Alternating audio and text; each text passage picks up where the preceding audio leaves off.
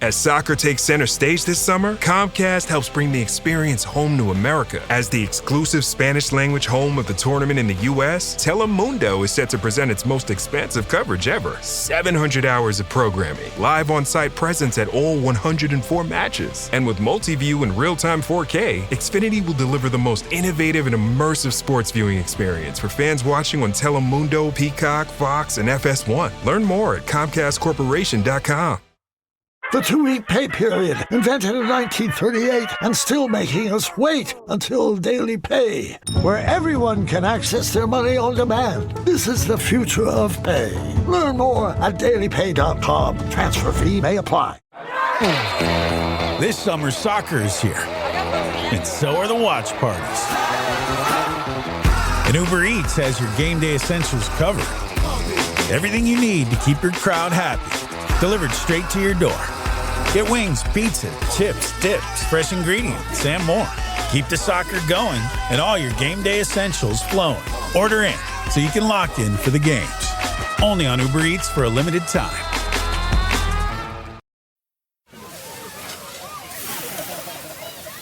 This summer, serve up the Cookout Classics, Kraft Mayo and Dressing. Toss green salads with delicious ranch dressing or zesty Italian. Serve smooth, craveably creamy potato salads with mayo. We all know it's not a cookout without Kraft. My football team's got me drinking. My football team's got me drinking. Give me beer or whiskey, wine or gin. Anything to shake this mood I'm in. My football team's got me drinking. Welcome in. We are the Kansas City Soccer Journal. I've got Thad Bell here, and we are joined by Matt Foster of KSHB. Matt, thank you very much for joining us. Yeah, I wish we were speaking after ahead of a U.S. quarterfinal game, but not meant to be this year. Yeah. Actually, I want to start just right there with the general feeling. So I had somebody text me last night, not to nitpick about what's wrong with soccer or how to fix a team or ask me for analysis, and it was the only person that just checked in, said, "Hey, man, how are you doing today?" So for all of everyone listening out there, hey, how are you doing? I want to know how you're feeling today. Let us know in the comments. And Matt, how are you doing? Have you had some time to process this? I know you were passionate about this as well. It's a shitty thing that this came to an end. How are you doing? Reaching the quarterfinals when you saw that draw come out was always going to be not a given, but given how the team had played in the group stage and how they looked against Bosnia, even after going down to 10 men, you kind of felt that while it was still Belgium, this was not the Belgium that forced Tim Howard to make 16 saves. Belgium. This was past their golden generation. I mean, De Bruyne, Doku, they didn't even start. So you're thinking, but reflecting on it, it's just the way those guys came out was a far cry from what we saw in the first 4 games. Even the game against Turkey that didn't mean anything, they still came out aggressive, but there was an almost timidity about the way they came out of the gate. And I don't know if, you can talk about how much the Flo Balogun red card stuff kind of messed with, their preparation from, you're preparing to play without him, and then 24 hours out, give or take, he's back in the mix, and they've been training specifically to be without him. And there was just so much negativity that came into the camp, I feel like, as to before the red card. America was a feel-good story, just like every other host nation. There was, from the outside looking in, if you were neutral, you were totally fine with Canada, Mexico, U.S., like playing well. There hadn't been any sort of controversy, any favoritism, despite being host countries. And then this comes in, and it was like, I don't like the phrase U.S. against the world, but you had a lot more people rooting against the U.S. than maybe you would have. And Instant bad guys. Day or two after, I'm like, how much did that really affect the play? Because was Belgium 4-1 better on the night? Maybe not. Maybe on the night, yeah, but as on paper, are they that much better than the U.S.? Yeah. It's tough to say, but I didn't think it would be as much of a blowout as from that 5-2 game back in March. I thought they had taken steps forward, and unfortunately, we And really didn't get Belgium to went see that. backwards, at least is what it looked like throughout the tournament. We got a It team that it they had didn't not look looked like. they didn't look good in group play. Yeah. I mean, a draw against Egypt. They let's see who else. They struggled against Iran, right? That Yeah. was a 0-0. Yeah, Yeah. and honestly, close offside for Iran, and that was the difference in that one between a 1-0 loss and a goalless draw. So yeah, they hadn't really lit the world on fire, and then they barely got into the round of 16. I mean, they were left for dead against Senegal watching most of that Yeah. match. It's like they had no answers. And then, you know, 2 goals in quick succession and totally turned it around. But that was the same Senegal side that the US had beat leading up to the World Cup. So for them to come out and play like that on both sides, and I think you kind of heard some of the Belgian players, I think Courtois said, like, they use that as motivation, like, hey, Yeah. FIFA is sliding us, like, we're getting gypped here, and we kind of want to take it to them. So I don't know if that added more motivation. They came out with a fire under their ass that they maybe would not have had without that decision. A lot of hypotheticals, but at the end of the day, Belgium fully deserved to go through. It is hard at this point, just seeing the way they came out of that and how they had been playing. It's hard to just say it didn't have an impact. So Thad, buddy, I didn't ask you. How are you doing, man? I'm doing okay. I found everything non-soccer I could to do today after posting pods this morning and all that. So I tried to stay away from soccer today, and tomorrow I'll go back to watching World Cup. Yeah, honestly, nice timing on the first off day of no games. I think we all kind of needed that as a nation. So, Matt, honestly, I think one of my the worst part of all of this, like you said, we imagine we were going to be building up to an even better game here, but it's all of the reactions that we've seen from 2022 or even longer ago than that. How to fix soccer, how to fix soccer in America. Doug McIntyre says we just need to accept we're never going to win a World Cup.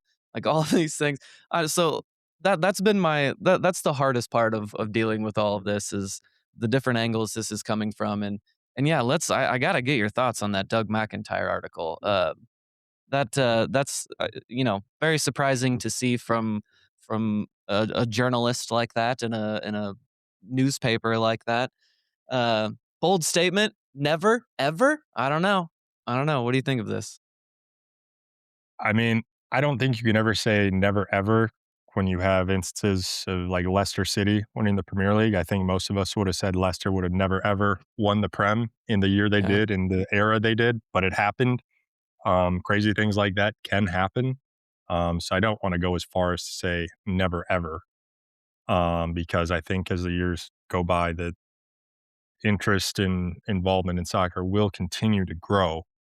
It's just a matter of if the resources are put in the right places, if the talent development is done better.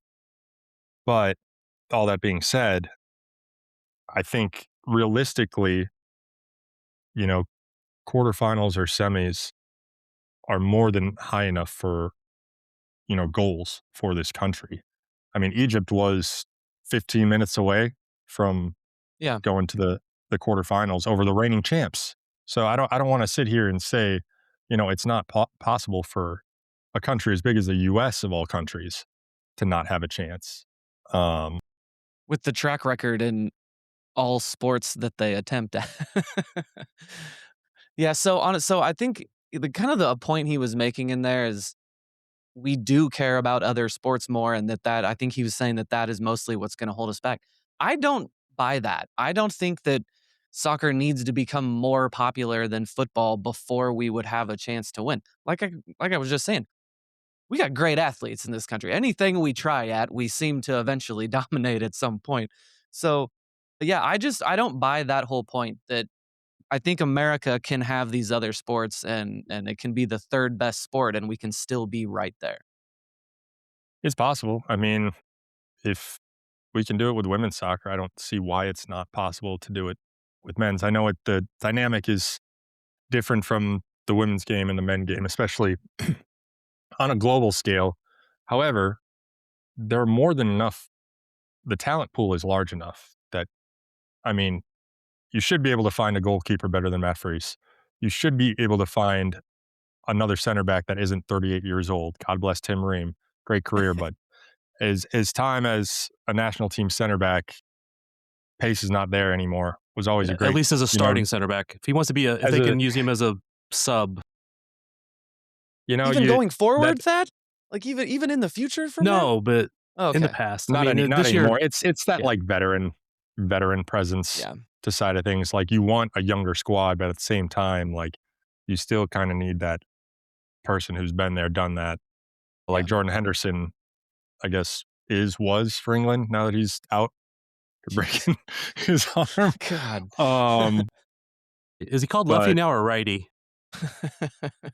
Hey, we don't make fun of injuries. Actually, this didn't happen on the field, so this one might be fair he did it game. to himself. It was outside of the line, so yeah. I think it's fair game. Azteca evil curse there, but and like I think there's in this next 4 years, like there is a pool of talent coming up that again will play a part in the next World Cup, where some of these guys who, were on the roster, but they were just on the roster because you needed 26.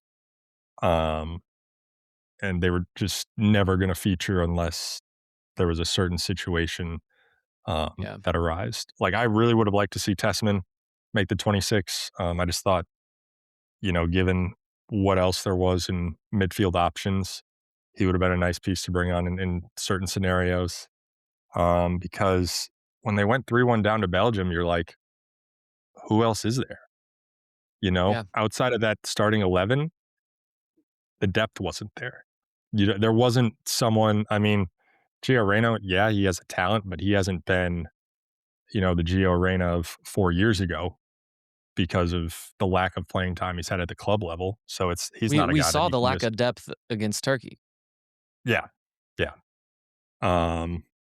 Even there, though, the second team did come close. I mean, it was a 3-2 loss with the third goal being in the 90th something minute. So yeah, but I think you can see where like Gio off the bench in a certain situation surrounded by the top players on the team, he can be useful. And Berhalter was useful in many ways, but when you put them out there with the rest of the other backups, then I think you could viscerally feel a difference. There just weren't game changers that Poch could turn to off the bench. Whether that, be at striker or any other position really. And I think you kind of saw that again, like I said, in the Belgium game, where it's like, all right, for the first time this tournament, we're chasing a game. How are we going to go after it? Like, how do we come back? And then you compare it to some of these other sides and the options they can bring off the bench. I mean, Argentina brings on Lautaro.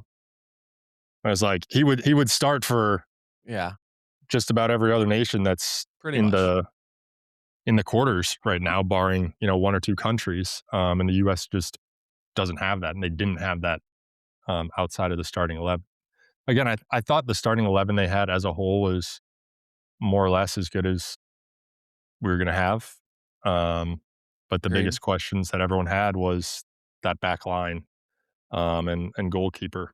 And when you play the better teams, the bigger countries who have the strongest rosters, that's where it's going to show and finally catch up to you. You can hide it a little better against smaller nations. And I mean, Freeze, it really wasn't tested until Belgium. And I don't think that helped either. I didn't like that Poch rotated Turner for Freeze in that Turkey game, because it's like, if you want Freeze to finally get some action and finally see if he's the right guy, play him that game, because he's going to get shots at him.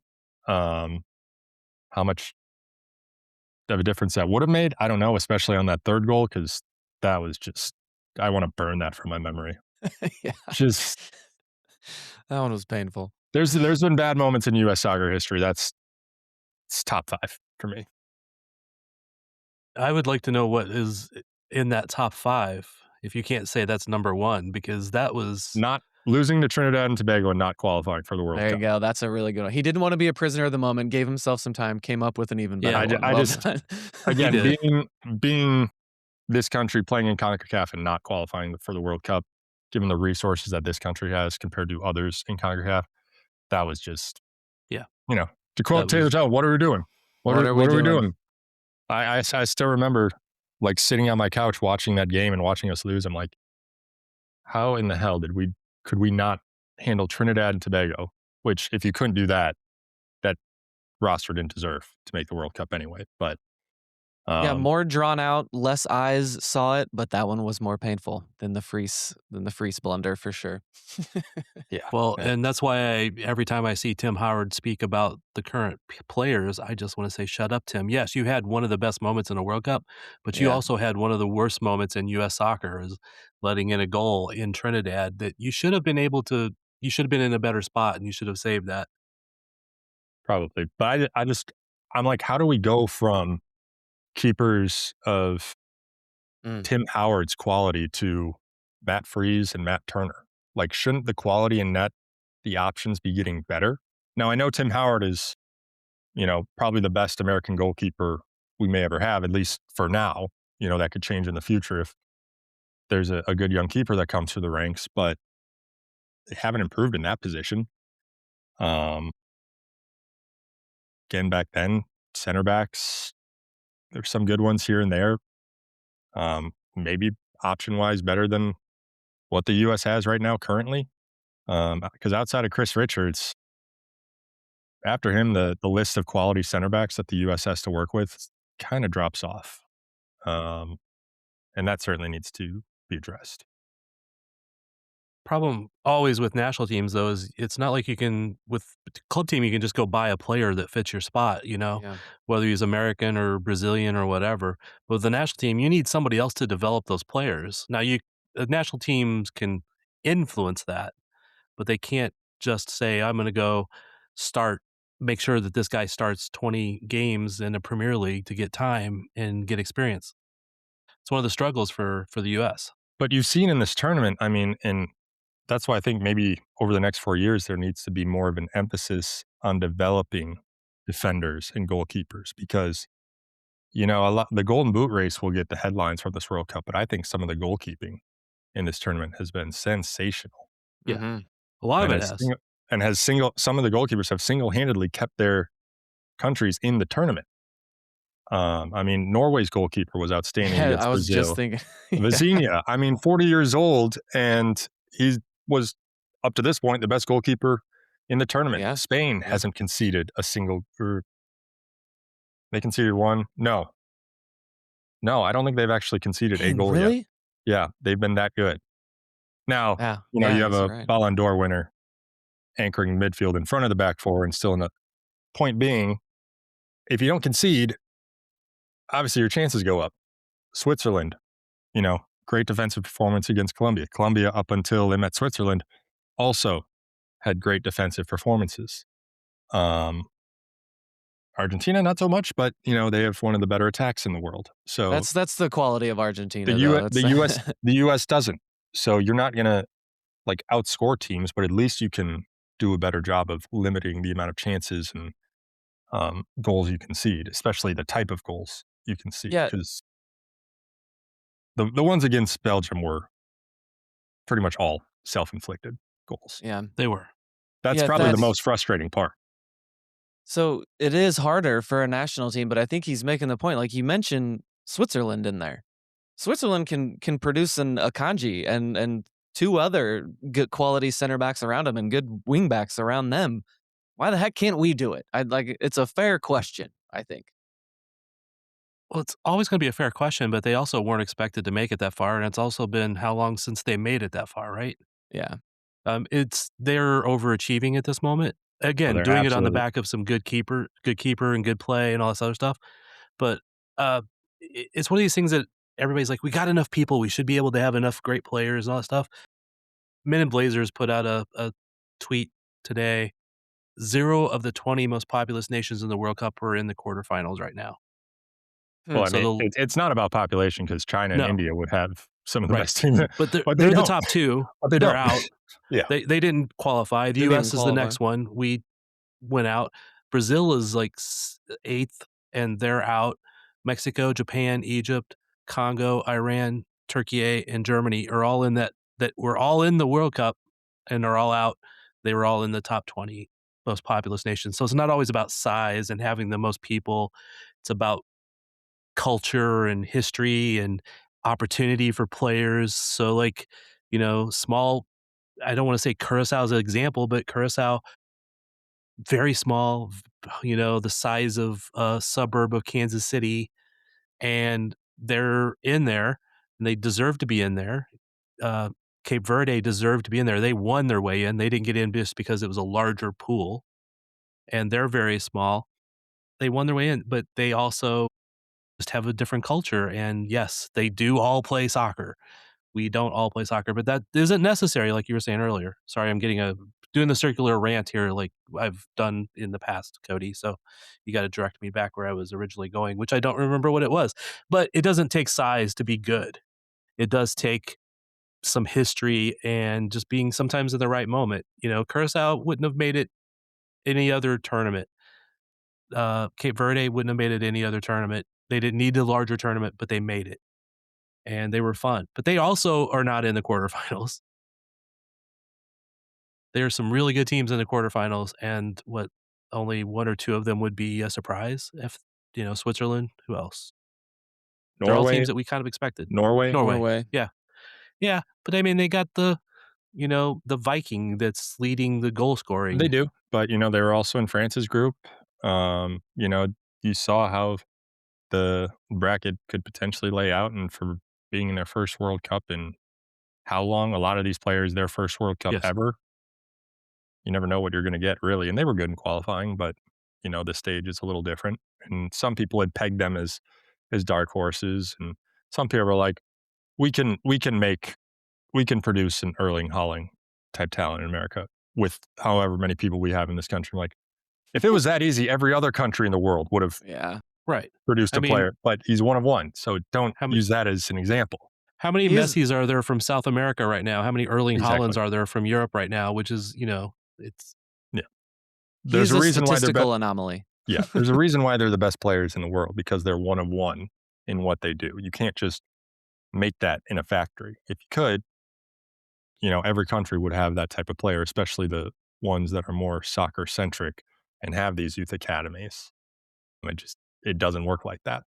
And Brazil kind of used to pump out players like that. Not like not the one of one, but the one of 20 or the one of 30 in that position in the world. And they were able to always do that. Now they don't seem to be able to. Yeah, some of the traditional powerhouses in international football, Brazil being one of them. Don't get me started on Italy. Man. I mean, you think we're struggling on the global stage in America? Yeah. Talk to an Italian. You'll really hear what struggle is given, and they have a much more talented roster and talent pool. Now, not as talented as they used to, but still. And some of that is, top leagues in Italy are not what they were. The top teams in Italy are not what they were. Like, Juve used to dominate for a decade, and now an American's their best player. Solid players. Yeah. I was going to say two of the best players in Italy is Americans, and we see how far that got them. Yeah. So, Matt, we don't need to hide behind it. We were talking about Erling Haaland. That's our boy. He's wearing the Manchester City shirt. I found another Manchester City fan. That run has been so fun to watch, and I've just been loving that Americans are discovering the vibes guy that he is, the sweetheart that he is, and also the monster that he is on the field.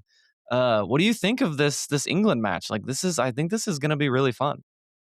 It's interesting. England had training today for the first time open since their game in the Azteca, and Morgan Rogers spoke to the press, and quote I saw him say was like, I'm sure he was asked about Erling, and it's like, has anyone ever stopped Erling Haaland?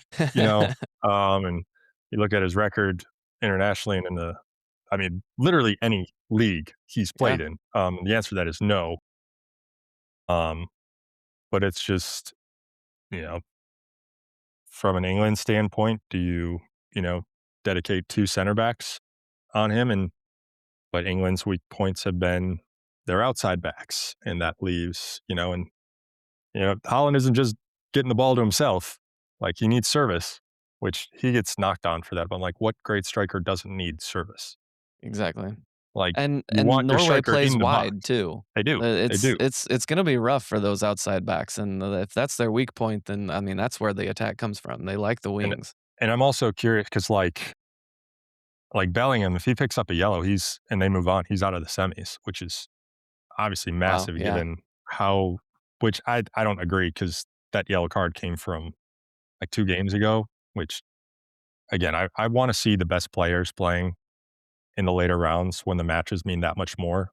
Because then if you win because a team's best player was out, like let's say Messi picked up a yellow this weekend and then won in the semis, pretty sure he'd be out of the final if they advanced to the final. Like no one wants that. Like I understand the idea behind it, but kind of goes against. And it's just arbitrary, the resetting of it, and like when you get it, and the every 3 games thing. That being said, though, I'm curious if guys like that take a more cautious approach, like Michael Olise for France. He's on a yellow. He picks now. He shouldn't have gotten that yellow, but he did. And if he picks up another, he will also miss the semis for France. So England survived its toughest test in Mexico, and they've done well in games outside of essentially Ghana. And that's because Ghana sat in a low block. And at this stage, they're not going to face a low block against Norway. If they move on, they're not going to face a low block against Argentina. Now, if Switzerland pulls off the upset, that might be a different story. However, I mean, you saw France struggle against, I don't even want to call what Paraguay did a low block, because that was something entirely different. Right. So, I mean, anytime a team sets up in a low block, no matter what type of attacking talent you have, it's going to be tough to break down.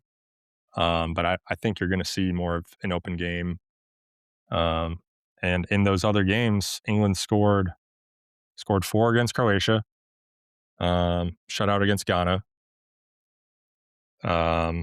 See, what was it? 2-0 against Panama. Yeah, 2-0. Again, kind of more of a low block type setup from Panama, but not as much of an open game. They put 3 past Mexico. They struggled against Congo, but some of the saves the keeper made in that match. Again, tournament of the keeper.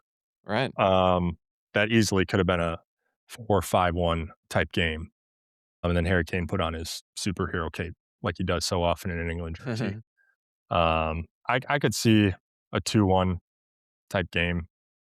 I could see England coming out to an early lead, Norway kind of pressing to get another, and maybe they do, but going for the equalizer, then it opens up for a third type of thing. Because I think that England has played better when they can counter and play in the transition, which they did against Croatia, which they did against Mexico as well. Okay, let's take a quick break. We'll be right back. This episode is brought to you by Accenture. When your advertising operations fall out of sync, everything else follows. Spotify and Accenture are working together to reinvent the rhythm of ad sales, using automation, analytics, and smarter workflows to simplify campaign delivery and access better data across the business. The result? Less time spent on operations, more time connecting brands with the moments and fandoms that matter most. Learn more at Accenture.com/Spotify. This episode is brought to you by Google Health. Stop chasing someone else's definition of health. What matters is what's healthy for you. Google Health offers a new kind of coach built with Gemini for effortless tracking, sleep insights, and holistic coaching tailored to you. Visit googlestore.com to learn more and start a new relationship with your health. Requires Google account, Google Health app, internet, and Google Health premium subscription. Features subject to change. Availability and results vary. Not intended for medical purposes. Works independently of Gemini apps. Check responses for accuracy. This is going to be an extremely busy month. I have to watch 104 soccer games, follow the pregame, the postgame, yell useless opinions at the TV. It's a lot. So I knew that when it comes to screening for colon cancer, the choice was clear. The Cologuard Plus test. It can be used at home and can only take 15 minutes, so I can do it during halftime and not miss any action. If you are 45 or older and at average risk, ask your healthcare provider about screening for colon cancer with the Cologuard test. You can also request a prescription at Cologuard.com. And we're live on match day as Doug reaches for a buffalo wing. He's got it! Oh, and he's gone for a can of Pepsi too! What a finish! There's no doubt about it. It just tastes better. Match days deserve Pepsi. All right, Matt, let's go back to the Americans on the field a little bit in this World Cup. A lot of fingers to point. We did a little bit of that so far in the show. A lot of those fingers are being pointed at Christian Pulisic. He is having a rough few days here. He's getting all of the, if I text you this picture, it means I'm not showing up. The guy, he needs to just get rid of the internet for the next couple months here. Is that who you point the finger at? He was the star, didn't quite seem to show up. How do you feel about Pulisic's tournament here? It's not even just this one. It's not a one-off. In 22, he didn't really step up to the plate either. And all the signs were there that he wasn't set up to have a good tournament. I mean, his club form was atrocious. He didn't score a goal until that friendly against Senegal, and people were like, oh, he's back. And, fool's gold, he looked good in that first half against Paraguay. And then he sits out the next match, Don't want to put too much blame on the calf because he played in that Turkey match. It was fine. Bosnia, kind of non-existent, frankly, and some people blame that on service. But the Turkey game, it was a short appearance, but I did see it there. Like I've felt encouraged by the way he looked when he came on the field and the way the other team reacted to it. And it just felt like he felt like a big time player coming on, and it just didn't turn out. Well, and that's the disappointing part, because I like to say that he's maybe the most talented attacker this country's ever had, but not necessarily the best player. Like I still don't put him yet in that stratosphere of Donovan and Dempsey. Because I also think some of that is a mentality thing. I think there were times, Donovan and Dempsey both had their struggles at different points, but they stepped up in moments on the biggest stage in different tournaments. You had guys sit out of the Gold Cup because they wanted to be ready for the World Cup. Like, I want guys who want to put on that jersey at any given opportunity to go win tournaments. Like, who cares if it's a Gold Cup? It's a trophy. Like, you should be prideful enough to have the chance to go and win that tournament, build up some chemistry with the guys hopefully you'll be suiting up with 4 years from now, as opposed to just coming into a camp leading into the World Cup and hoping everything clicks. It was disappointing. And you can't put all the blame on him because some of that is just outside pressure. And that's not even just from American media, that's from international media. When you're talking about, Canada has Alphonso Davies, but he was hurt. So outside of him, maybe Jonathan David, but outside of that, there's no internationally known star man. Mexico in the past have had guys like that, but this Mexico team, not really. Quiñones was probably their best player in the tournament, and he plays in Saudi Arabia, or not Saudi Arabia. It's the Saudi league. He's in the Saudi league, which I was like, he's way too talented to be playing. So I hope for his sake, for just football's sake, that he goes to an actual league that people watch and that it's competitive. But Pulisic, of the host countries, he was easily the most well-known player, and people wanted to see Captain America, which hasn't exactly lived up to that nickname. And again, he hasn't. And I don't know how banged up he was in that game towards the end. But again, guys like Dempsey, you would have had to drag him off that field.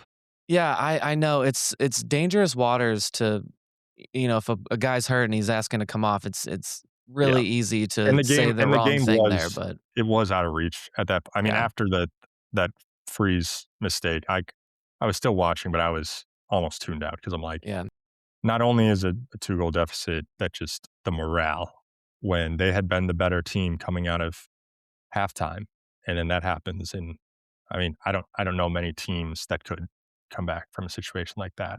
But that's what made it hurt more whenever you see him asking to come off like that. That really did. Like, even it sucks before to that, see that.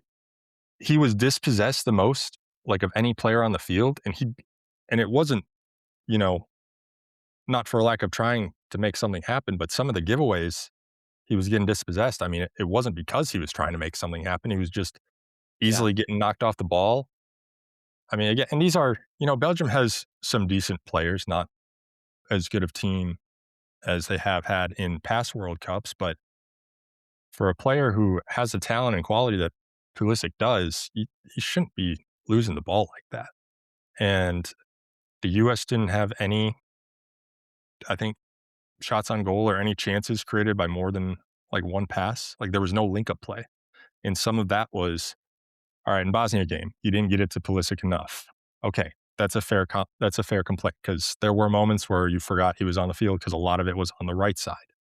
Well, they clearly made that a point to try and get him the ball more against Belgium. Well, when he's consistently turning it over, it's tough to build anything up, and it looked a lot better against Paraguay. But again, when you're playing better teams with better defenders and better organization, when your star player is losing the ball, I don't know how you build attacks that way. I don't want to put it all on Pulisic though, because while he was probably the lightning rod and the one that people are going to complain about the most, I just kept sitting there watching the U.S. pass it from the right to the middle and lose it, pass it from the middle to the left and lose it, pass it from the middle to the right and lose it. Nobody was completing passes consistently, and they were, I will say for the most part, the right passes, or at least reasonably the right passes. But they were just making them too slow, too close to a defender, whatever it was. They were mentally checked out from the first goal being so early, the second goal that came right after, a minute, roughly a minute after Tillman's amazing goal. Like that was the moment that if they had held on for 10 minutes of just not even great play, but just held on, they could have built momentum, and got into halftime and done something. But that immediate turnaround, you could see how frustrated Pochettino was. He took it out on the poor water bottles, and they were, He barely finished celebrating. We're like, wait, did that just happen? Like it was that instant. Poch hadn't even sat back down yet. Yeah, and then you had the opportunity at the halftime to maybe do some organization and do, I know there was some changes made at halftime, and then freeze. So it's obviously Pulisic did not perform the way we hoped he would. But he's far from the only one that was the problem in this. It was a perfect storm of some of the best players on the team just all of a sudden having their worst game of the tournament. Weston McKennie had his worst game. Serginho Dest, none of his tricks. Like he is a really clever and crafty player, and not one of his tricks worked. And Anthony Robinson on the other side also had a bad game. It was a perfect storm of bad performances from key players. All the guys we expected to carry the team all basically failed in it, except Tillman. Who I can't say how great he played throughout the rest of the game, honestly. But whatever he did, if he sucked for the rest of the game, that free kick kind of made up for it. Yeah. And then, I mean, I'm sorry, Tim Ream, like, you can't get bullied by De Ketelaere. Like, that's not Romelu Lukaku bodying you, who I could understand because he's a train. Yes. But, I mean, going into this, again, I was a Tim Ream hater. I don't want to say that, but I don't like that term. Yeah. And I didn't want him to be playing that spot. I didn't want him to be starting. He played fine in the group stage. He did. Yeah, he did. I will give him his flowers there. But again, when the quality goes up, that's when you start to get exposed. Yeah. And I always said it was going to take somebody fast on his left and somebody fast on his right and somebody fast in front of him to cover for him. And they were able to do that in the group stage and pretty much against Bosnia. But with everybody kind of losing the plot and failing to play up to their standards, now Ream was exposed, and he was not the reason those goals were scored, but he sure as hell didn't help them not give up goals. No, and it's not always just speed too. I know the first goal was, again, going back to playing timid.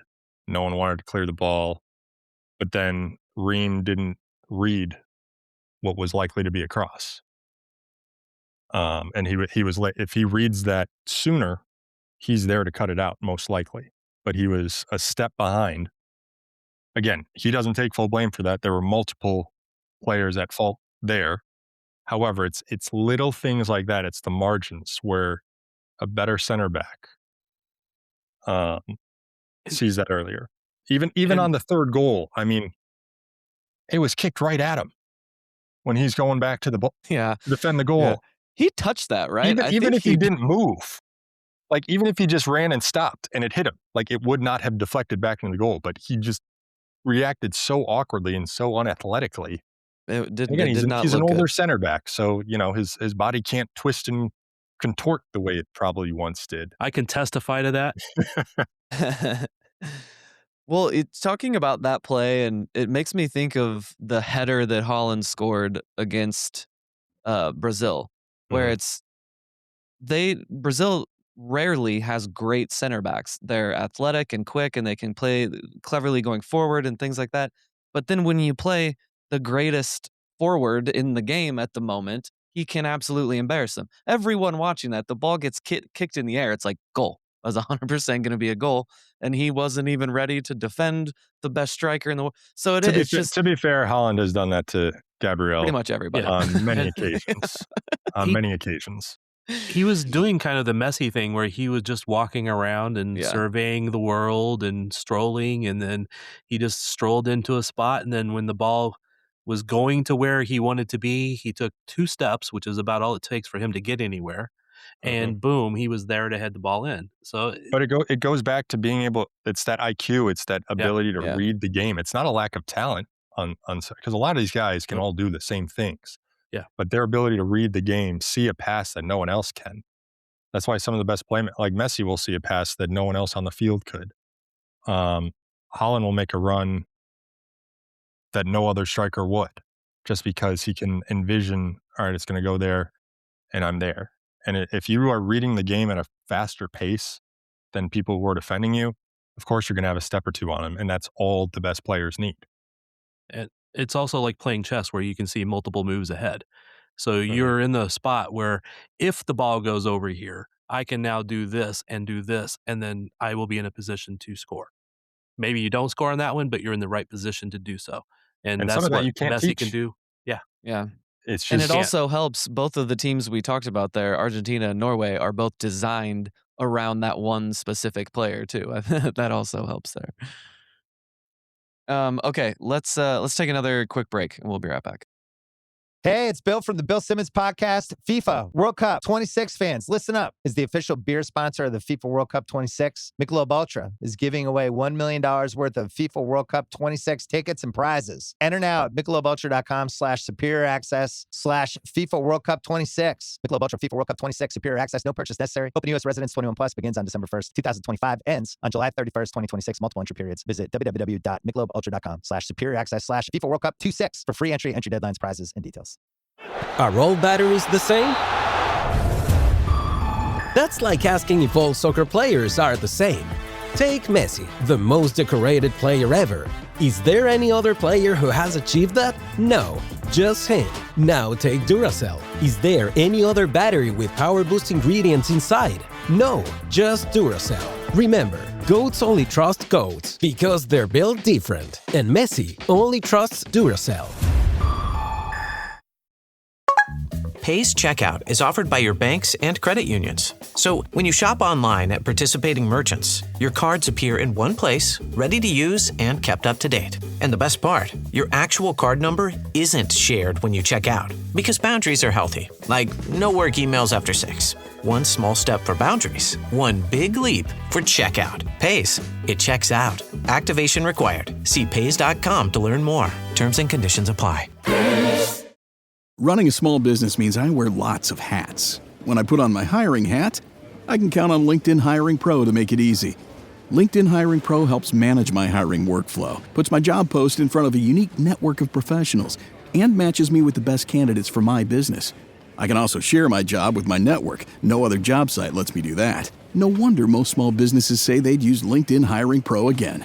Hire right the first time. Post your job for free on LinkedIn today at linkedin.com/quality.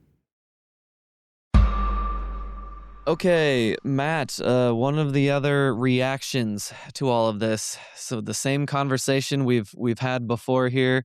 A lot of the talk is about youth soccer, pay to play. You've got Alexi Lawless saying who pays for the free soccer. What's your take on this, on the situation with youth soccer, right? It's obviously it's very unique to America, because we don't have the type of soccer academies that other countries do, where literally their schooling is intertwined with learning the game, and they don't, you know, their parents aren't paying for them to go there. The clubs are, fronting those bills, um, and it would.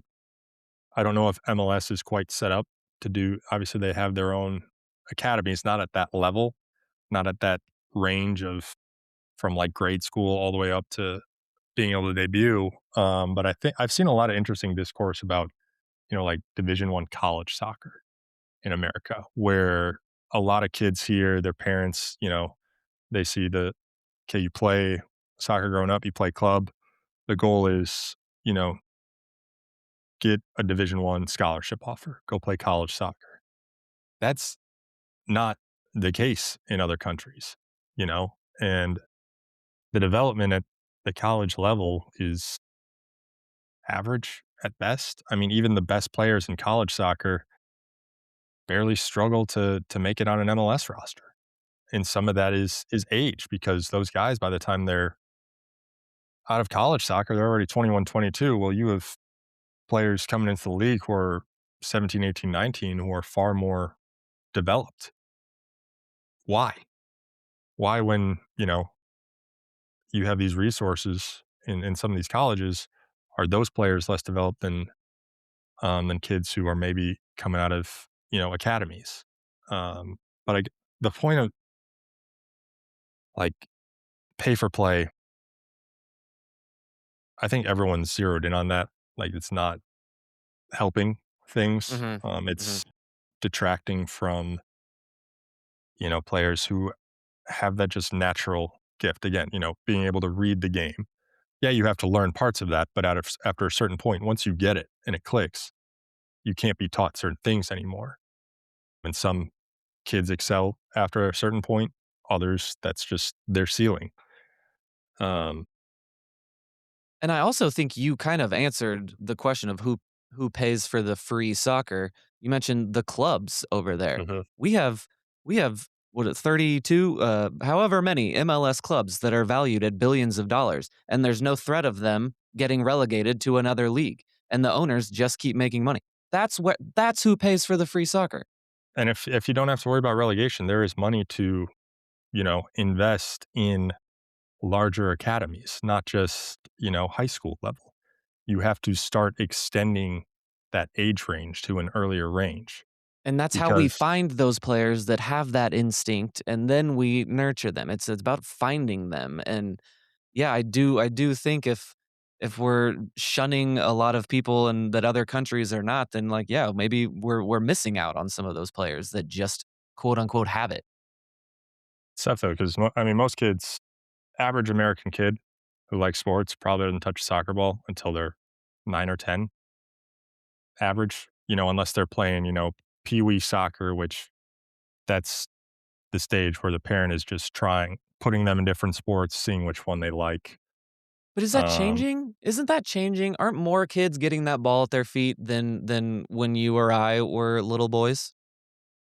I would imagine By there's far. more opportunities for that. There's more leagues out. Like, I think I played YMCA soccer when I was like 4 or 5. Um, but I don't know how many, it's 30, not 30, but like 25 years ago. And I don't think there were as many, rec leagues or even just like youth outlets that even offered that. So Yeah. I'm sure there are more now. But it does take, you know, the generational change to say, hey, Yes. like my child grew up watching more soccer than they did football or basketball or baseball. Like, I never watched soccer growing up because it wasn't accessible. It wasn't on TV. That's part of it, having more access to watch these best players. Because take Holland, for example. Like, if you follow soccer, you know who he is. You know who he has been for years now. Whereas people who are just watching the sport are like, this is a Holy soccer crap. player? Soccer's cool. Like, this is the breakout star of the World Cup. It's like, buddies, he has been a breakout star.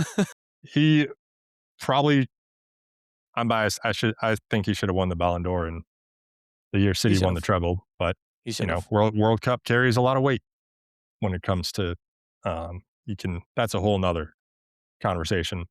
That being said, Norway's not, they're like damn near in the Arctic Circle and they're playing in the quarterfinals. Like, Which they have to again, have that.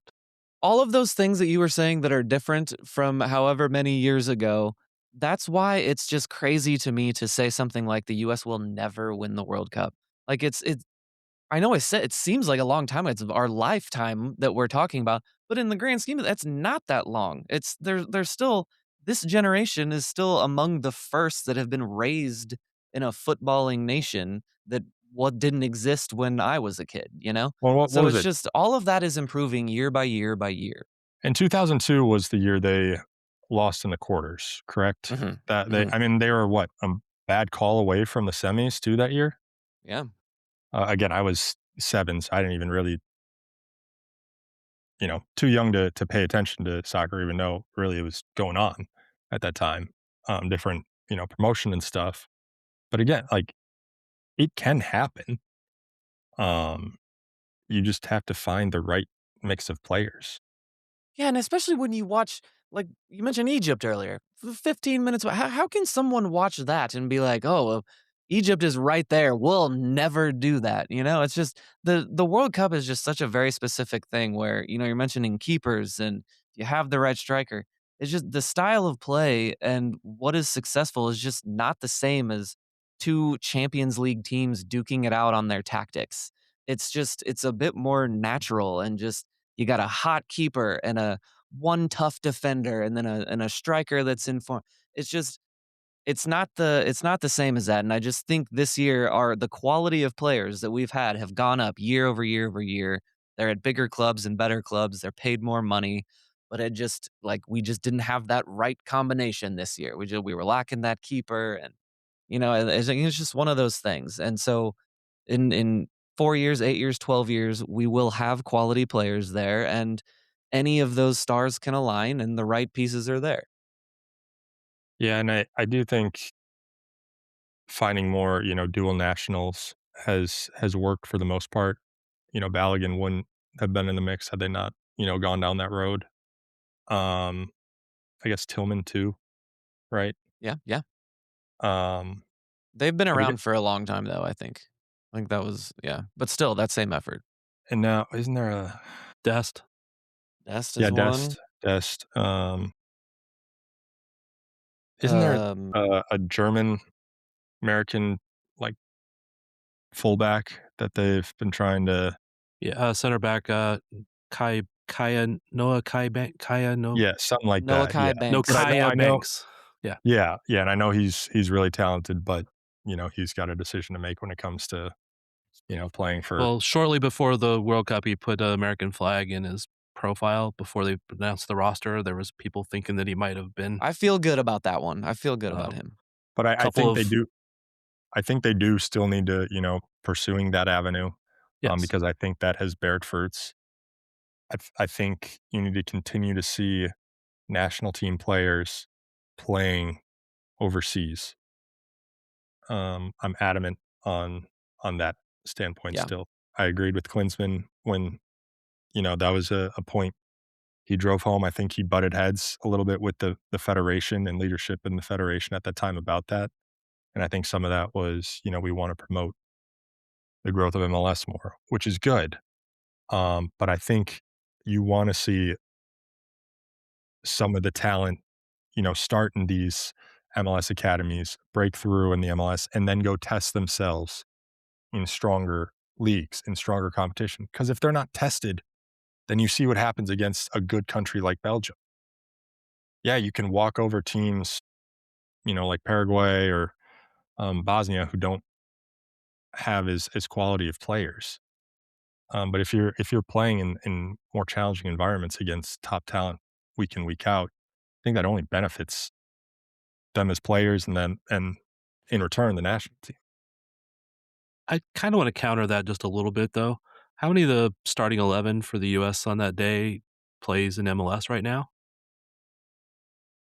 What, Raymond Freeze? Yeah, I And think it's 2.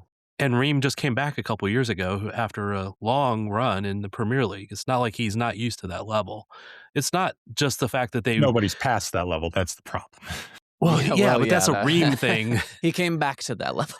It's a Ream thing, not a fact that we didn't have guys playing in Europe, because most of those were playing in Europe, and it was a little bit of a fluke that our goalies weren't. Well, once you got past that starting 11, how many of the guys on the bench played in those leagues? Yeah. Well, I think some Alex of those Freeman, Alex are Freeman had going. only just left, so Yeah. that's one that's still right there. But I glad he think got out of there. Berhalter will be Berhalter. I think I heard him linked with somebody already. I don't know if he's going for sure or not, but if I he's mean, not, the team he he's will on be. is going to be leaving their city, so that doesn't, Yeah. will cease to exist potentially. So that's it. I think you made a good point though, Matt. In the year 2026, after this result, it is tough to look back at all the reaction of the vitriol against Klinsmann for just being like, "Hey, I wish our players were playing in Europe." Like it was objectively right at the time, and now it's just hammered home now. Like obvious, like people wanted to think we were there with the league, and that's this many years later, and it's still so obvious that it's just not there. Okay, And I'm not- I got to counter it again a little bit, man. We had Matt Beasler playing in MLS, and he was the best Yes. center back we had that year He at was. the World Cup. Graham Zusi again, and there was other guys who were playing in MLS that the year that they were pretty good, and But we didn't do It's great not- at that World Cup either. Like it was, our best players were MLS players, and we didn't do very good. yeah, we're still growing. Again, I mean, I understand we want this team to grow and be better, and I've watched it for a lot of years, and I was just looking at the number of pro teams per year, and in '94 there was 7 pro teams, outdoor pro teams, in a league that probably nobody even knows, the APSL. Okay, and right now there is 103 pro teams. Now some of those are MLS Next Pro, so they're just the second teams, but some of those are independent teams as well.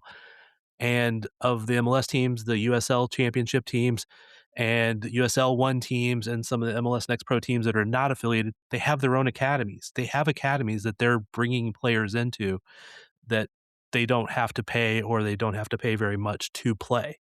And as those teams continue to spread out, as more second division teams and third division teams spread out across the United States, more of them build academies, because that's how they're going to make money, is by finding those kids in those places. We're not at the downtrend of this. We're at halfway up a really large hill right now of that getting better in the United States. And college agree. soccer, it used to be the feeder because that was one place that kids could go to play. But now it's no longer the feeder. I mean, they don't even have a live MLS draft anymore for when they do draft college players. They just call it in, and or I don't know, maybe they do it by text. I don't know. But it doesn't matter that much anymore. Those players mostly don't have any impact because of exactly what you're saying earlier, Matt. However, NCAA is trying to do some fix to that will make it better. And they are looking Are at they trying going to make a full year? a full year Teaching? thing and play more games, but have more time in between to practice and not take away from some actual studies. But if you go look at like teams like UMKC who made it to the tournament and did pretty decent for a small school in the Midwest, more than half of that team is foreign players. Yeah. And that's because they're playing at a lower league over there, coming over here, playing in college to get an education, and then hopefully catch on to another team at some point. And The some Dom of them do. Dwyer route. Yeah. And there's a lot of those guys doing that are pretty decent players, never going to make it at MLS level or, national team level. But could fill out your second and third division teams. But they are doing these things to make things better. It always takes time, and for that pay to play stuff, yes, I hate it too, because I paid a shitload of money for my daughter to play on multiple teams in different clubs, and I would have loved for somebody else to have paid that. But until there's academies for the girls, because there's not much of those out there existing right now. It's all gonna be coming out of people's pockets. For the men, for the boys, that is now becoming more and more common that those academies exist, and there's also local teams like Sunflower State who are subsidizing or allowing kids to play for free to do stuff and go support those grassroots teams too, because they're in USL2 and NPSL and UPSL and stuff like that. So we always want to talk about that, but these are the teams we have to support in order to continue to make things better. Not that I think anybody from Sunflower State is going to be on the national team in 4 years, but they will make the whole general thing raise. Everything will raise. Sorry for my rant. I'm curious how much the U.S. Soccer Federation on their end, like what capacity they have to start more so like regional youth academies that they would fund, and they would go and try and identify talent to bring in. Again, I have no experience, no background in that side of the game, so I'm not going to try and speak on what that, recruitment looks like at such a young age. But it's more hard than too. It is, and that's why that's why some people are very good at it. Others, it's a crapshoot sometimes. And there's no one easy right answer to it. I've seen more than one player who was very skilled on the ball, but not very fast or not very big, and they didn't get played because the coach, in order to get paid, needed to win games, and needed to win games meant he put out a bigger, stronger, faster kid, not the kid who had the most potential, but the kid who would get him a win in this season. And those kids would we sometimes lost get our left Messi. behind. So that's why we've never had a Messi right there. That guy, because of that guy you just said. Yeah, and I could name a few of them right on this pod too, but I probably shouldn't. I think that's an interesting point, though, that maybe doesn't get talked about enough is coaches are paid to win. They aren't being paid to develop. Like, is that emphasis where it needs to shift? Like, the focus needs to be on, yeah, we want to win, but more emphasis needs to post on developing these players. And theoretically, if the focus on developing players, helping them become better players, that would in turn lead to winning soccer.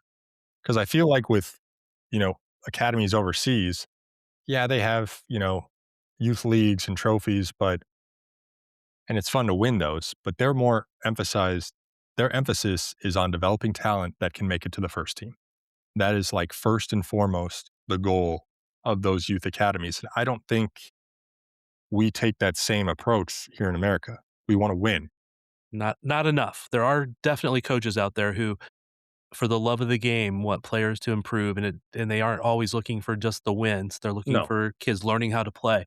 And I will name at least, like, my daughter had a coach, Carl Trober, great guy. He wanted to win, don't get me wrong, but he wanted to make sure that they knew how to play out of the back, how to make those passes, how to set up a outside back to make the next move so that they could then play it forward. He cared about those things. Yeah.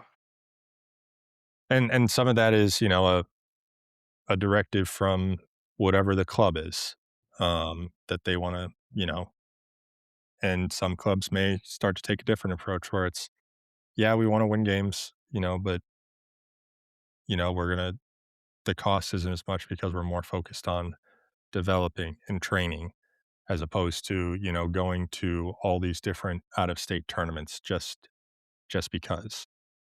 And yeah, you could win those, but in the long term, is winning a random tournament on a Sunday in Schaumburg, Illinois, better for the development and movement of soccer in this country than, an hour longer training session to drill home some of those things you were talking about.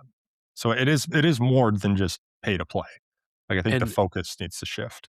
It's, again, when you're in Belgium or Germany or England or any number of those countries over there, you probably are affiliated with some club either by some of them are 2 blocks down the road from your house, right? I mean, there's so many clubs in England, for example, that it is saturated with clubs that want you to come play for them. And when you play for some little insert name Division 5 club's academy and you are good, then a Division 3 club goes, "Hey, come over here." And then they sign contracts at like 12 years old. Yeah. Now the contracts are different, but yeah.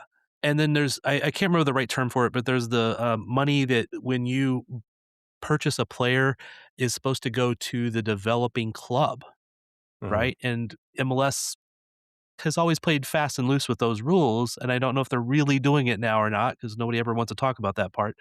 But at one point, they were not wanting to do that payment. And if teams were developing players, they would be getting paid by that process. And I'll have to look up the name later because it's escaping me right now. But they would get paid by that process, and they wouldn't have to be getting paid by parents or not as much from parents in order to be able to afford those things. There's a lot of ways that this gets fixed by a larger saturation of clubs, larger population of those clubs, and in more areas. But there's also other ways. And again, rich people like Arthur Blank, who spent how many millions on the training center in Atlanta so he can have it there, and Michelle Kang in the NWSL side, who paid $1 billion or whatever it was to get Emma Hayes and fund women's soccer going down that side. When we have the billionaires that are just willing to throw out billion in order to fund soccer, that will also help that part. And it is happening. It's just not happening as fast as we wanted it to have happened 30 years ago. Americans very much like instant gratification. Yes. Well, I think everybody does, but yes, especially us, because especially Americans, yeah. We think that we can have it and have it right now. To quote Parks and Rec, this is America. I want it now. Yeah. Or what's her name from Willy Wonka? I want it now. Yeah. So to stay on, we were talking about coaching there. Last part of the conversation here, Matt. Let's talk about the coach at the top of all of it in American soccer, Mauricio Pochettino. I'm sure you are expecting him to not stick around, but I just wanted to hear your thoughts on maybe on his tenure or what you think your life will be like without him. What? Correct me if I'm wrong. Was it AC Milan that offered him a contract before like the start of the World Cup? Or they were, there was rumors he had met with them, I think is where I want to say was, somebody else may have offered also, or at least had to throw a feeler out there. But and I'm sure. Will he stay? I think he's open to it.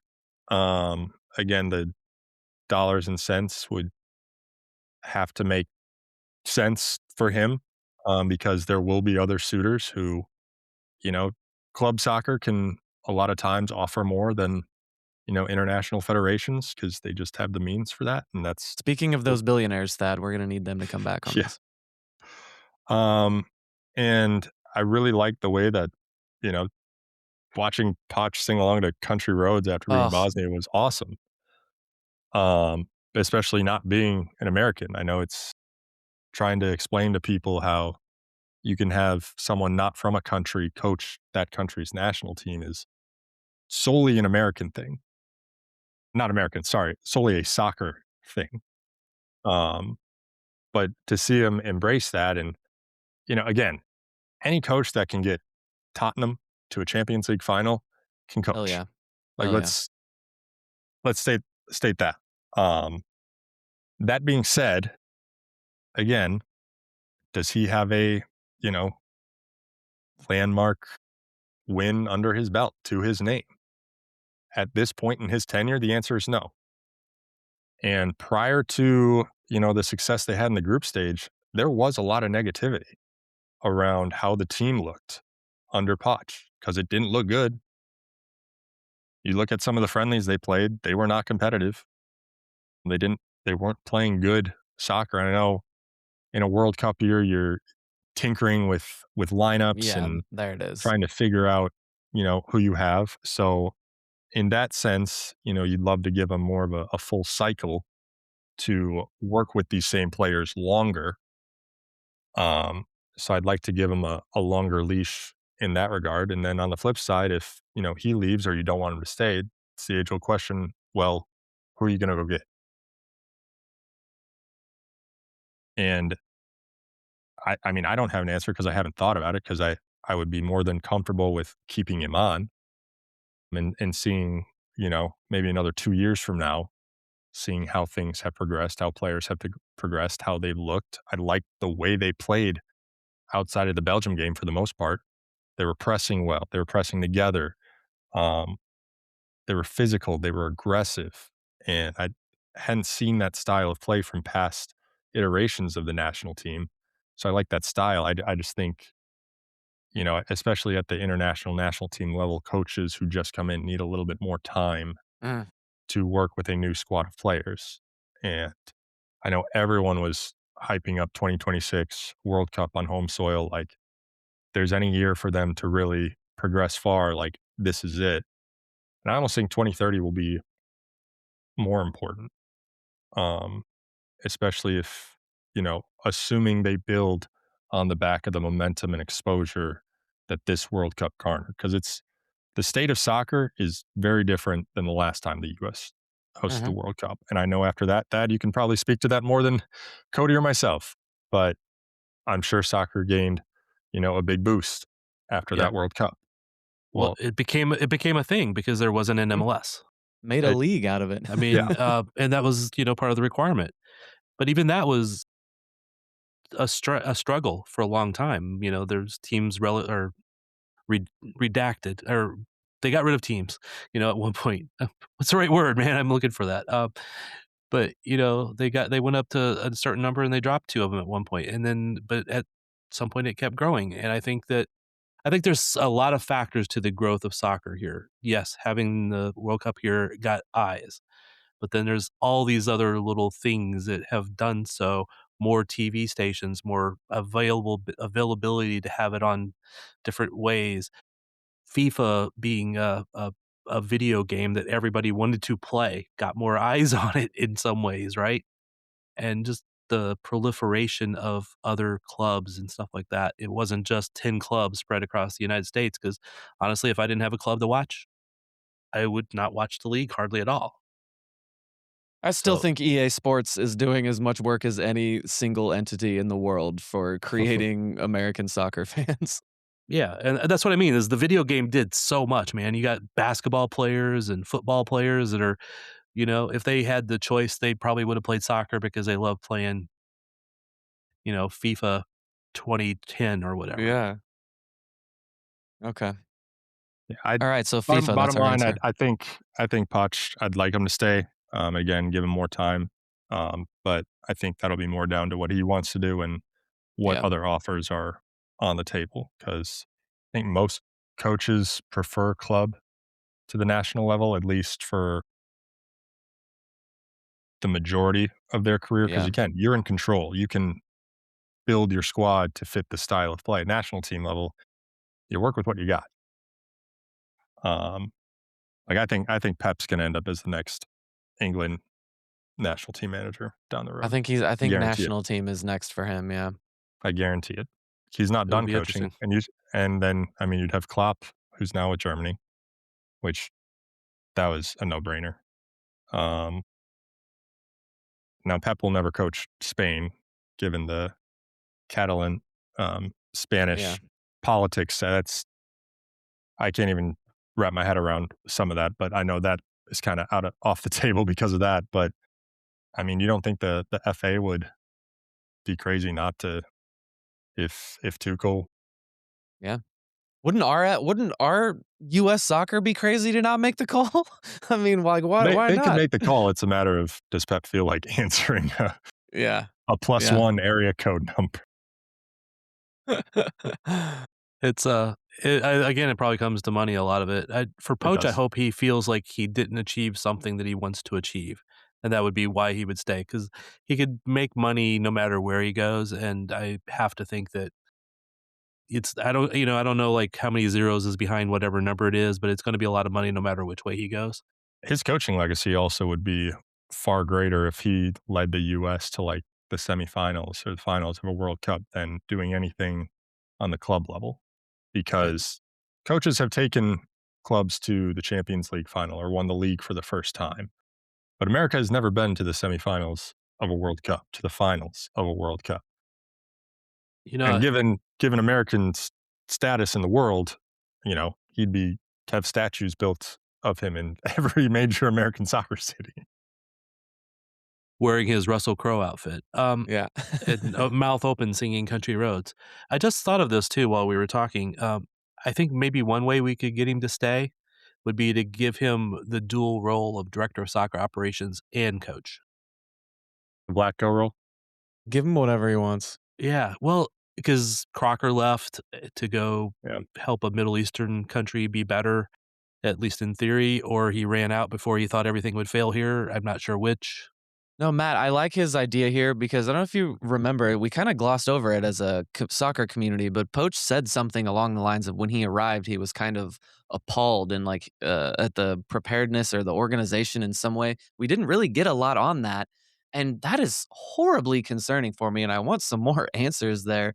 And yeah, if he give him a role in the organization, if that will help clean things up, because I'm still really bothered by whatever he was referring to. Yeah, beyond dollars and cents, like Poch has to feel like he has the support of those in leadership to make the changes, to do the things that he feels he needs to do to take U.S. soccer, U.S. men's soccer to the next level. And if that's not there, then it doesn't matter how many zeros you throw on a check, because he knows it just won't work out anyway. So. Of course, that would be the Klinsmann job that he basically had too, was doing both. Yeah. Now I'm not, because and again, we can criticize Klinsmann for some of the things he did and didn't do, but he did also put into place some of the stuff that did help in the long run. So it's not always one person doing this building. I look fondly back on Klinsmann's reign because I think he added stuff to U.S. soccer. Berhalter, no. That was we went backwards with Gigi. Yeah, and I don't even hate Berhalter, but yes, like objectively, we went backwards. I mean, the epitome of his charge was when he's telling players it's 1-0 in another match as they're playing Uruguay. It's like, just win. There's another one. That was another moment for up there on embarrassing moments. We didn't call that one out. Yeah, that might be in the top 5 for me too. I don't know. Okay. So we're all in agreement here. We like Poach. Thinks he needs some more time. It's not my money, so pay the man. The billionaires are out there. Pay the man and invest in academies. U.S. soccer. There it is. I think we are. It just takes a lot of time. Yeah. Before we let Matt go, you want to do like a little rapid fire on what the games are going to be? France, Morocco, who's going to win? Go for it, Matt. Ooh, I'm going to go France. I think it'll be 3-2 after extra time. I think it's going to be a very open game. I think it might be the best game of the quarters because France knocked out Morocco, in the semis in 22, I believe. Yes. And Morocco has only gotten better game since then. Again, if Morocco can do this, why can't America? Anyway, like I said earlier, I think Spain wins at least 2-0, maybe even 3. They're gonna. Belgium shot their shot. Again, they should have been out against Senegal. They didn't look. Yes, they have not looked good outside of the U.S. and those 4 goals came off errors for the most part. Now they punished those errors, but Spain's defense much better than what they faced against the U.S. Let's see, England, Norway. I think I said 2-1 earlier, maybe 3-1. Yeah. England. Argentina, Switzerland. I could see that being a 1-0. Argentina, Argentina. Yes. Yeah. However, if it does go to extra time, I would take the Swiss only because I think they've shown that they're happy to sit back. And I mean, I think allowed less than 0.8 expected goals against Colombia in 120 minutes. So their structure was there. I still have my doubts about Argentina's backline. I Me mean, the struggle too. against Cape Verde. I mean, and they were never going to be as good as 4 years ago. They're 4 years older. And a lot of those players outside of, you know, somehow Messi has done better 4 years later, but Yeah. he's an anomaly. Yeah, no, I'm worried about that game. That could be Messi's last game in a World Cup at Arrowhead. Before the World Cup started, my pick was Spain over England in the final.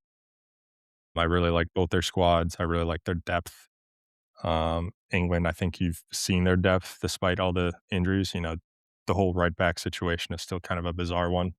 Yeah. That might be the one area Tuchel messed up, but brings on 6'7" Dan Burn to head everything in sight out of the way when most people will be like, well, is he one of the more talented center backs in England?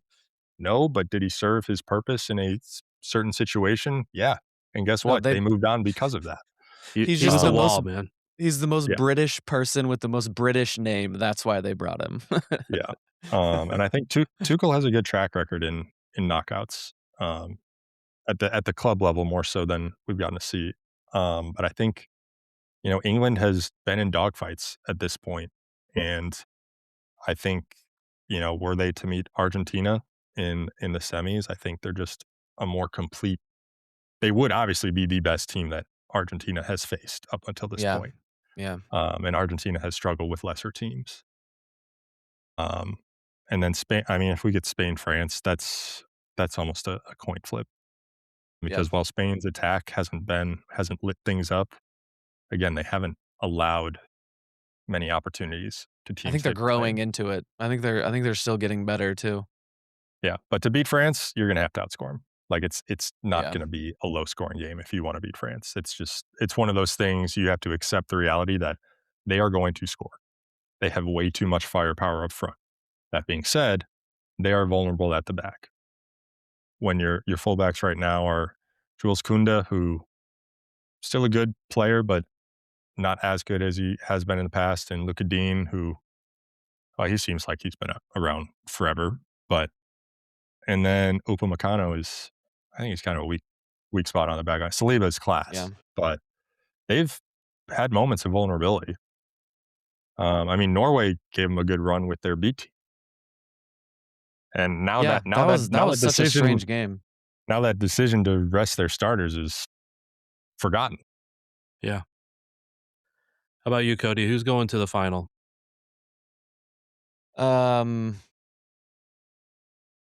Probably Spain, France.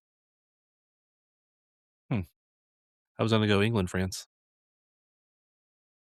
Well, it can Spain, only be France one or- can't go to the final. Yeah, they would meet in the semis. Right. We did that last night. Yeah, I literally did that last night. Oh. Okay. Yeah. You know what? I'll give it to the English. They have looked good. I'll say England, France. My heart wants Norway to get there, but I know. Well, I'm not saying most neutrals won't be pulling for Norway at this point. Yeah. Because they will. There's really only two teams I can root for in this whole tournament now. I mean, I kind of root for Argentina just because I've liked Messi, but I also really don't want them to repeat. But I don't want anybody else to win it either. So it's for me, by heart, it's Norway or Switzerland. Not that I like Switzerland, but it's just a neutral. So, but yeah, I think it'll be France and England in the final, and it'll probably I think be that would be a much more entertaining final. I don't want to see Yeah. France, Argentina again. Like something different this time around would be nice. probably a 1-1 game and go to penalties, and somebody famous will miss. Guys, don't that save from Emi Martinez in that last game. I will remember that until the day I die. That was an amazing game. I'm a big Argentina guy. I've followed L'Albi Celeste for the majority of my life, so I'm kind of a bit romantic there. But yeah, they just haven't. They've been limping into this. Like you said, they're just 4 years older now, and they're kind of out of ideas if Messi's not standing They there are- in that exact moment. So They are lucky to be in this round at this point, frankly. they are. And I don't They want are. to appease the corruptions rig talks. That's a bunch of baloney in my mind. That being said, like Argentina truly is lucky to be in the quarterfinals. To go 120 minutes against Cape Verde. Again, Vizinha played fantastic. Cape Verde scores a wonder goal, but that's part of knockout football. Crazy stuff happens. Two like 1 in a million goals. 2 nutmegs on the first one, and then just the shot of a guy's life for the second. But that's how that happens in even upsets, Egypt's keeper played well. Yeah. Like he made Yeah. some big saves. Messi misses a penalty. Argentina had been the better team to that point, but Egypt had taken their chances. I mean, after that second goal, I was like a lot of other people in our newsroom watching, like, damn, I think Argentina's out. Like it just felt at that point. But again, 2-0, most dangerous lead in soccer. There's a reason for that. And Lionel Messi. Yeah. That too. Were you at Arrowhead during the Argentina Cape Verde game? That was the last World Cup game here. Watching it in the media room, yeah. Yeah, there was so many people cheering for Cape Verde. Yeah, that would have been the biggest upset in World Cup history, bar none. I mean, yeah, I don't think there would have been any close. Legendary game regardless. Okay. Matt, we will sit here and talk soccer for absolutely ever if we don't get to the end here. I mean, honestly, we could keep talking for a couple hours and about more other stuff. And that just means we're going to have you back on, Matt. But I didn't tell you a time limit we would have you on, but I really intended it to be like about a third of this, so you weren't on so long. You know.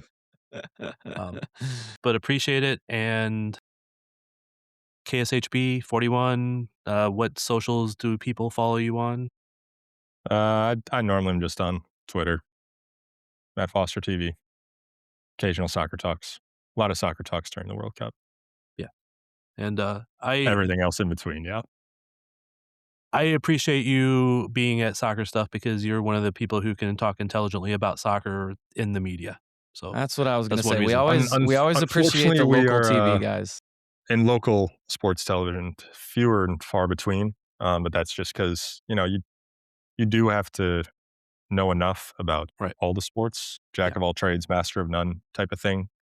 But soccer is always going to be number one in my heart. So, anytime give more love to it, more attention to it. So this has been seeing the World Cup and seeing the attention that the game has got, even some of the attention of people who have never watched chiming in on their real changes. It's part of it, but it's talking about soccer. So yeah.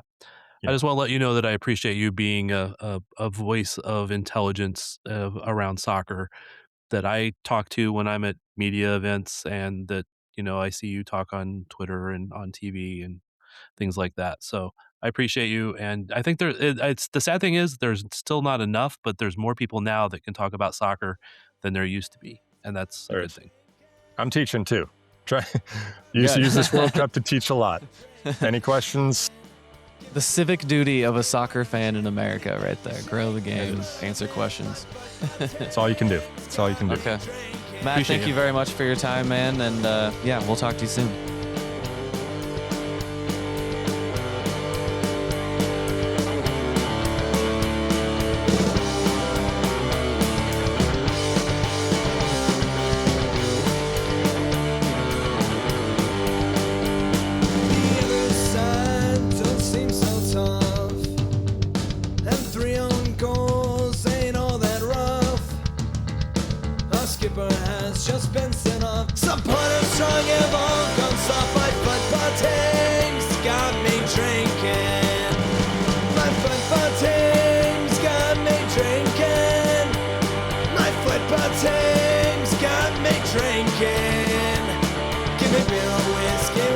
Anything to shake this mood I'm in. My football team's got me drinking.